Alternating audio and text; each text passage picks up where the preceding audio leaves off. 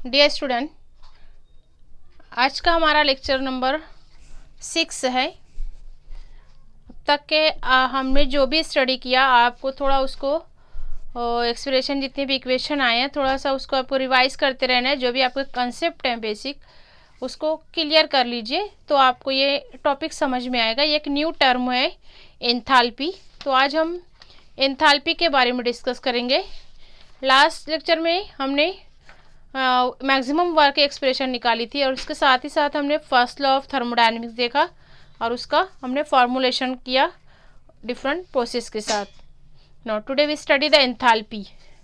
देखिए एंथैल्पी क्या है। यहाँ पर हमने इंटरनल एनर्जी की स्टडी की।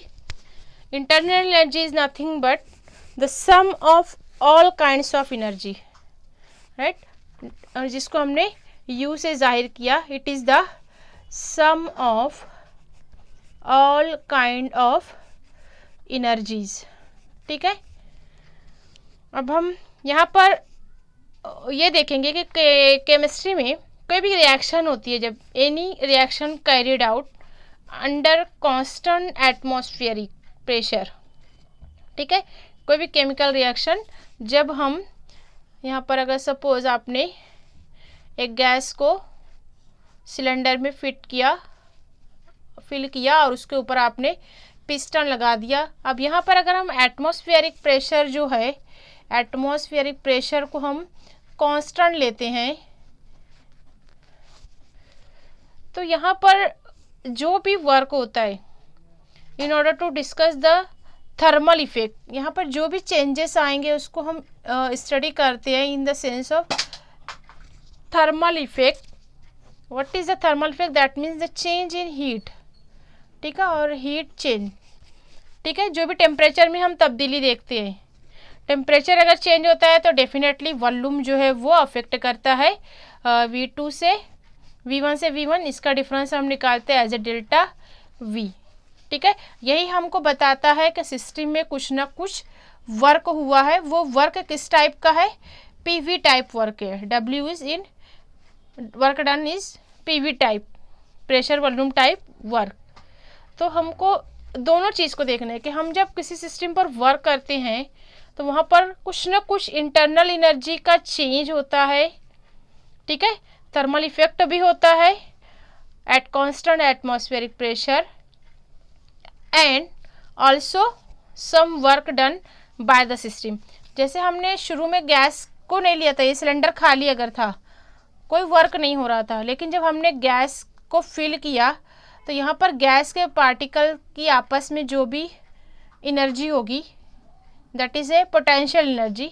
अब जब वहाँ पर उनके आपस में जो पोटेंशियल एनर्जी और काइनेटिक एनर्जी का कन्वर्जन होगा, potential energy and kinetic energy, इस एनर्जी को हमने इंटरनल एनर्जी कंसिडर कर लिया अगर, और उसके नतीजे में जो वर्क हुआ उसको हमने कंसिडर कर लिया PV। तो इसकी मदद से एक नई टर्म होती है, उसको कहा जाता है एंथैल्पी। इसको H से, कैपिटल H से जाहिर किया जाता है enthalpy. It is a new term. इसको हीट कंटेंट भी कहा जाता है, हीट कंटेंट। एंथैल्पी जो है ये ग्रीक लेटर से बना है। उसका मतलब होता है anything that is a warm, कोई भी गर्म चीज़ को कहते हैं ग्रीक में एंथैल्पी। तो यहाँ पर एंथैल्पी एक टर्म है, एक न्यू टर्म इंट्रोड्यूस की गई है, a new function which is introduces, ठीक है। तो इसको इस तरह डिफाइन किया गया, enthalpy is nothing but it is a type of energy, okay. तो यहाँ पर एंथैल्पी की डेफिनेशन देखेंगे। Enthalpy is of a system is a sum of internal energy. Sum मतलब यहाँ पे फिर से वही लेंगे हम, बहुत सारे टाइप्स की हम इंटरनल एनर्जी देख चुके हैं। इंटरनल एनर्जी होती है sum of internal energy of a system and the PV work और pressure volume type of work, इन दोनों का मजमुआ होता है एंथैल्पी। यहाँ पे हम इस तरह इक्वेशन में बता सकते हैं H is equal to U, U is nothing but the internal energy and साथ ही साथ pressure volume type of work. इन दोनों का जो है सम जो होता है इंटरनल एनर्जी का और वर्क का एंथैल्पी कहलाता है। ठीक है, तो यहाँ पर it is a sum, U का आप लिख सकते हैं, U is nothing but the sum of internal energy and PV which is a all kind of here the pressure volume type of work. ठीक है, it is a extensive property that is depend on the final and initial stage of the state function. यहाँ पे जो भी pressure आप देख रहे हो, वॉल्यूम देख रहे हो, इंटरनल एनर्जी, ये डेल्टा यू आप लेते हो, that is U2 minus U1। इसी तरह P प्रेशर लेते हो आप, delta P is P2 minus P1।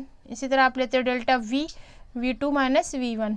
तो ये सारे के सारे जो हैं ये स्टेट फंक्शन है, एडिटिव प्रॉपर्टीज़ है, that is called extensive property और state function. Therefore enthalpy also a state function. जब ये तीनों स्टेट फंक्शन है तो एंथैल्पी भी स्टेट फंक्शन होती है। इसका मतलब ये होता है कि एंथैल्पी भी इनिशियल और फाइनल स्टेट पर मुनहसिर होती है। ठीक है, तो हम इसको अगर कंसिडर करते हैं, H1 that is a enthalpy for initial state and H2 is enthalpy for A final state. ठीक है, तो इसकी वजह से हम इसकी एक्सप्रेशन निकालेंगे चेंज इन एंथैल्पी। इसको किस तरह लिखेंगे, डेल्टा H। अब इसकी एक्सप्रेशन किस तरह हम निकालेंगे, यहाँ पर हम देखेंगे first one, we see this equation. इसको वैसे के वैसे ही मैं लिख देती हूँ, H is equal to U plus PV। Okay, H is equal to enthalpy is equal to internal energy plus PV। अब यहाँ पर हमको अगर H1 लेना है तो इससे दो इक्वेशन बनेगी, for final state and for initial state. Okay, तो यहाँ पर अगर मैं डेल्टा H लेती हूँ, delta H is equal to H2 minus H1, it is a state function.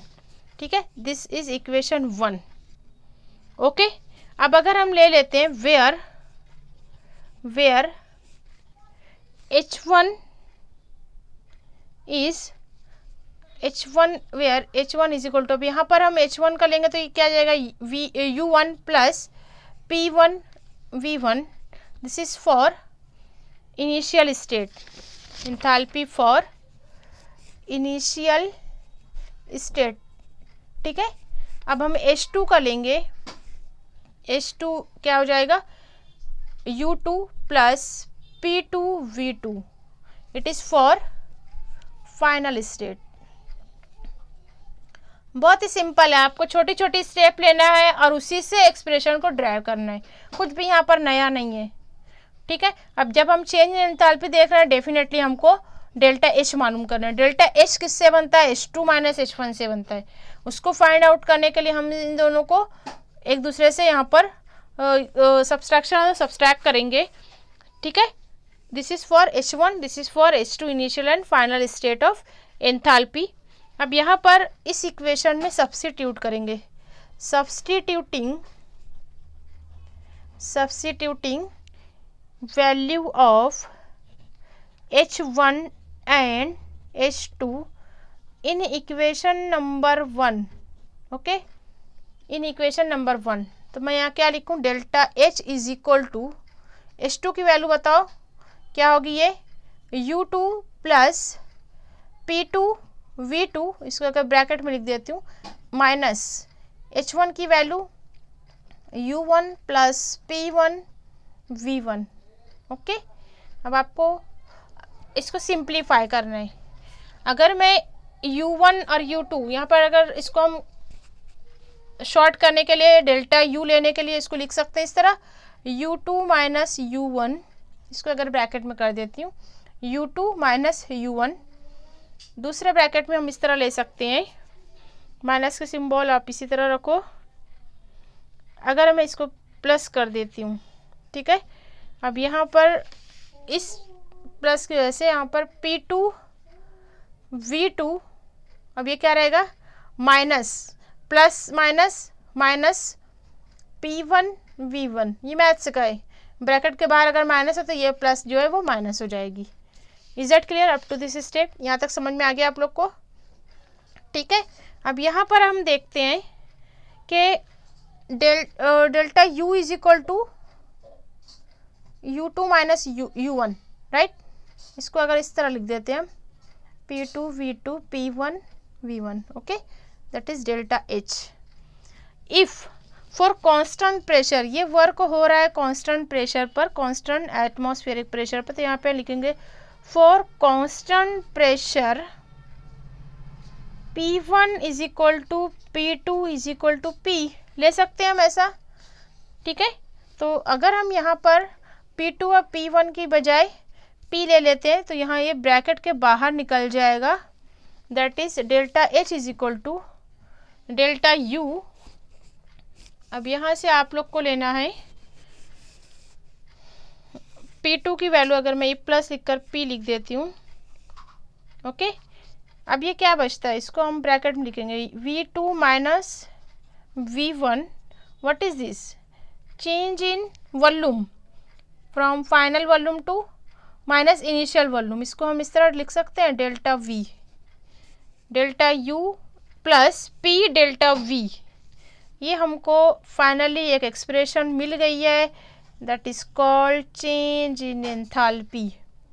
यही एक्सप्रेशन है। ऊपर देखो आप लोग, यहाँ पे सब जगह डेल्टा लगा हुआ है, दैट इज मीन्स प्रेशर को हमने कांस्टेंट ले लिया है, that is called enthalpy change, what is expression for enthalpy change. Is that clear? अगर इसको हम और किस तरह लिख सकते हैं, अगर एक्सटर्नल प्रेशर या एटमॉस्फेरिक प्रेशर बराबर होता है P के, तो इससे पहले कि हमने आइसोबारिक प्रोसेस की इक्वेशन निकाली थी, Q P is equal to delta U plus P delta V, ठीक है? ये भी सेम होता है और चेंज इन एंथैल्पी भी सेम होता है। तो इन दोनों इक्वेशन को अगर हम कंबाइन करते हैं, अगर आप इसको इक्वेशन 2 ले लो और इस इक्वेशन 3 ले लो, from equation 2 and 3 we get, क्या मिलेगा हमको, ये आप देख सकते हो दोनों इक्वल है, delta H is equal to delta U plus P delta V। तो यहाँ पर मैं बता सकती हूँ delta H is equal to that is Q P। क्या मतलब हुआ इसका? This change in enthalpy of a system equal to heat transfer. P मतलब यहाँ पर कांस्टेंट प्रेशर पे इसकी जो सिस्टम की जो एंथैल्पी होगी, वही एक्चुअल में उसकी जो होगी चेंज इन एंथैल्पी होगी, और heat transfer delta H is equal to Q P। This two are state function, that means both are depend on initial and final state of the system. Is that clear? यहाँ पर ये एक expression मिलती है, ये हम numerical में भी करते हैं और आगे के स्टेप में भी इसका यूज़ होगा, ठीक है? अगले लेक्चर में हम रिलेशन देखेंगे डेल्टा H डेल्टा U के बीच में क्या रिलेशन होता है, ठीक है? Okay, thank you student.